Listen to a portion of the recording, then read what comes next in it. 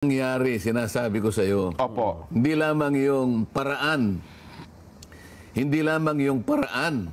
Opo. At saka yung forma ng pagdidispose ng budget ng Office of the Vice President Oho. ang nagbago. Aha. Pati yung nilalaman ng budget talagang drastically na binago. Ngayon lang nangyari sa taong ito. Paano ibig sabihin ko? Hindi namin maintindihan yun. Yung paano binago po? Yung paglalaanan? Magkano ba talaga yung rekomendasyon ng DBM? 2.03 billion po. Pagkaraniwan, hindi ginagalaw yan. Yan ang sinasabi ko. Vice President. Kasi ito yung nagkasala, ito lang, pinilit na tanggalin, na hindi man lang nila isinaalang-alang. Oo. Yung pag-aalaga sa maraming taon, sa mahabang taon, bigla na lang nilang kinalimutan nang wala namang kaukulang pagpapaliwanag. Ayan. Kaya natanongin ko, what is the reason? Wala sumagot eh. Oho. No. At inaalis na pala yung tradisyon niya kung ano pala. At hindi mo rin pala basta-basta maalis yung ganong tradisyon. Hindi ganoon. Yun pala. Oo, pagtatalunan namin yun at plenary ang mangyayari, ang action dyan. Halimbawa, nakaharap yung COA. Opo. Mr. COA Representative, Madam COA Representative, sino po ba sa amin dito sa kabuuan ng House of Representatives ang merong notice of disallowance? Nako, lahat po, malamang. Sasabihin niya, mawalang galang na po sa inyo, sir. Opo. 99% po meron kayong notice of disallowance. Lahat ng Ano kaya? O paano ngayon? Yun ang malaki, totoong katotohanan ko. Oh. Wag na yung office ng Vice President dyan. Opo. Kami nga na members ng House of Representatives. Tama kayo. Hindi po namin tungkulin yung magbigay po kami ng ayuda. Meron pong nangyayari na ganyan kung ipadadaan sa amin yun. Pero kinakailangan po natin ipaliwanag, wala po sa gawain namin yun. Alam mo ang basihan doon, alam mo yung batayan.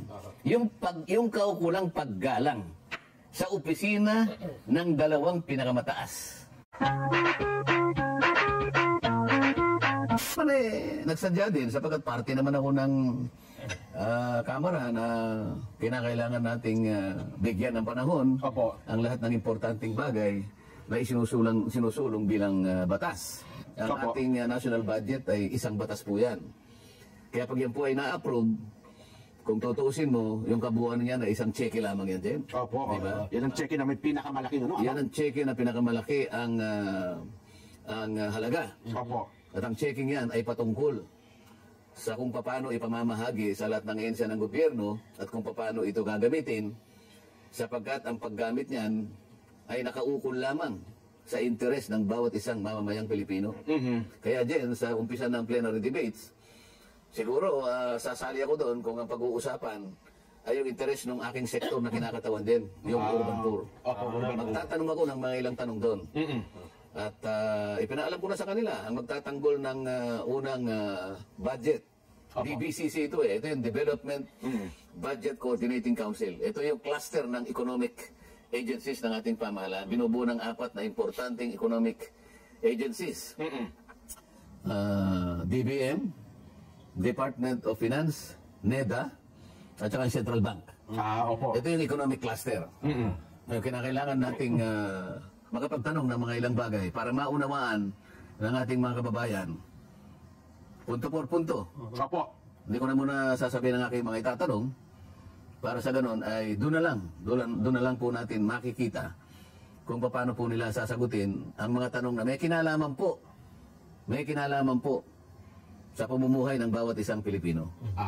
So yun ang pinakasentro ko. Yun ang pinakasentro. Yung Kasi pamumuhay ng mga tama. ang aking sektor, alam mo naman, mulat-mula pa yung kapwa ko mahihirap. Opo. Nanggaling ako sa mahihirap, hindi ko kinahiya yan. Kaya nga hanggang ngayon, binabalik-balikan ko yung ginagawa nung ako ay nasa kabataan pa. Kaya hindi ko makalimutan yung pagtatanim na yan eh. So, yan. Hindi mo mayaalis sa akin yun sapagkat yun ang aking kinakatawang sektor. Opo. So pipilitin ko na ibaling doon. Dahil bawat isa sa amin, lalo na yung party list, may kanya-kanyang sektor na nire-representa, may kinakatawan doon. So gusto kong malaman yung bahagi ng aking sektor. Doon sa cheque na yon na naglalaman ng ating national budget, ang total ay 6.325 trillion pesos. Hindi pala sa isang partikular na tanggapan o ahensya kong di ba usually yung pagkakaroon ng plenary debate, ang tanggapan ng DNR, DA, etc.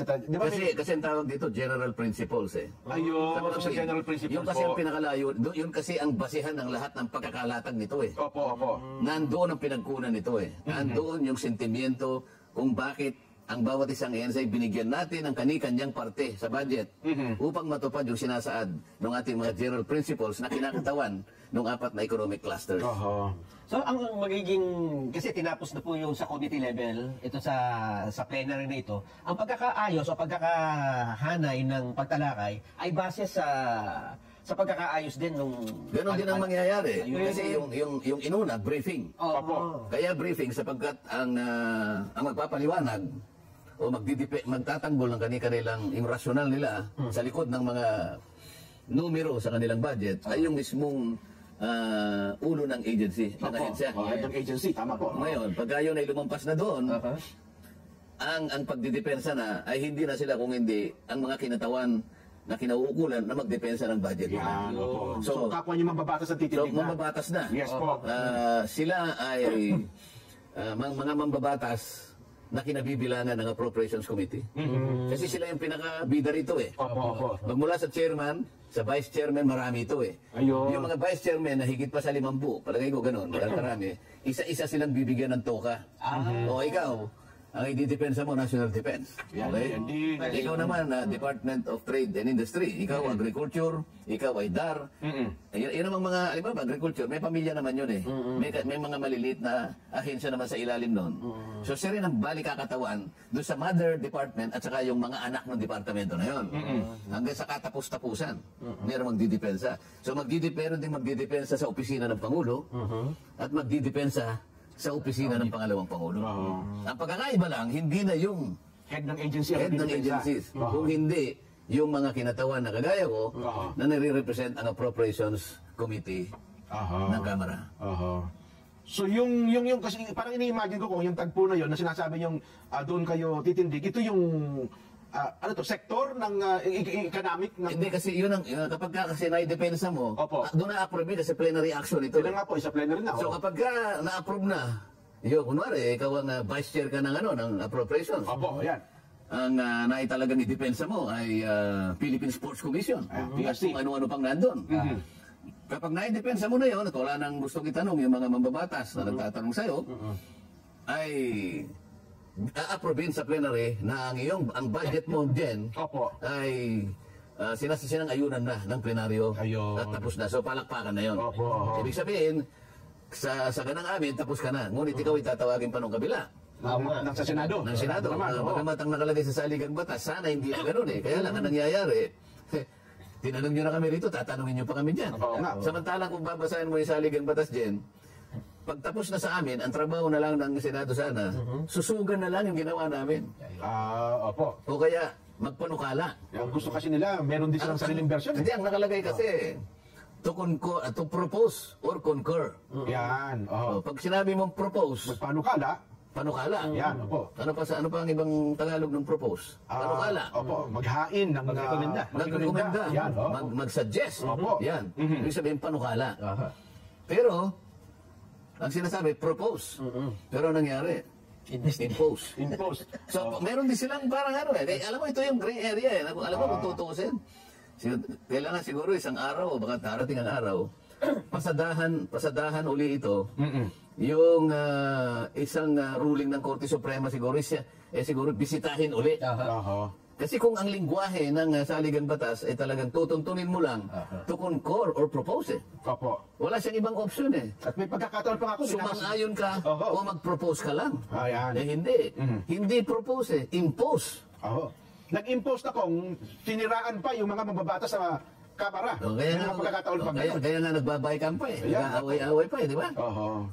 Ay, nako. Pero ang latest ewan ko lang, kung hinahanap ko kanina pa yung breaking news natin, Nelson, na halos kalahati ng pondo ng tanggapan ng Pangalawang Pangulo ay binawas. May kinalaman natin sa mga taga-social funds. At mukhang yun na lamang i-depensa. Si Congressman Adjong Palacong, ang nabalitaan ko na mag-i-depensa ng pondo ng Office of the Vice President. Oo, nung nag-hearing nga kami, nagpahayag siya ng masugid na panlulumo. Talagang malungkot si Congressman. Sabi niya, Madam Chair, ngayon lang po yata mangyayari. Nasapilitan ako po itatayo sa plenaryo para idepensa ang budget ng isang ahensya. Tama po. Ngunit, Wala naman po siya rito eh. Napakadali po sanang idepensa.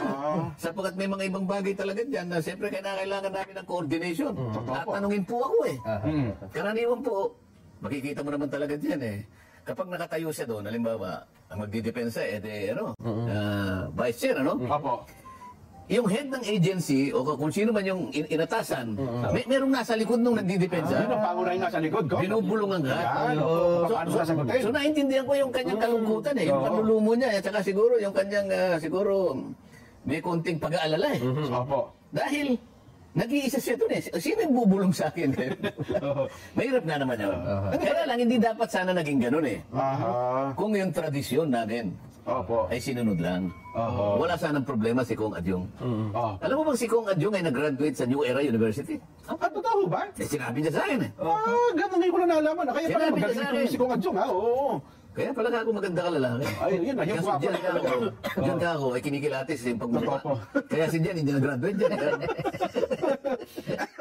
Ito po mga balita. House Budget Committee recommends a 1.29 billion pesos cut on the 2025 budget of the OBP, reducing it to 733 million from the original DBM recommendation of 2.03 billion pesos. O sa mga tip, parang 1/3 na lang ang natira. Yes, mukhang papasweldo na lang ng tao ang matitira doon. Mukhang maganda-ganda pa yun eh. Agal mo ba? Ay, mabuti, hindi naglagay ng piso. Ayun na nga po. Kasi kung gagawin nila yun, ang masasakal naman doon, ay may mga tao ang tanggapan ng pangalawang pangulo na wala namang kinalaman sa Pero politika po. ngayon lang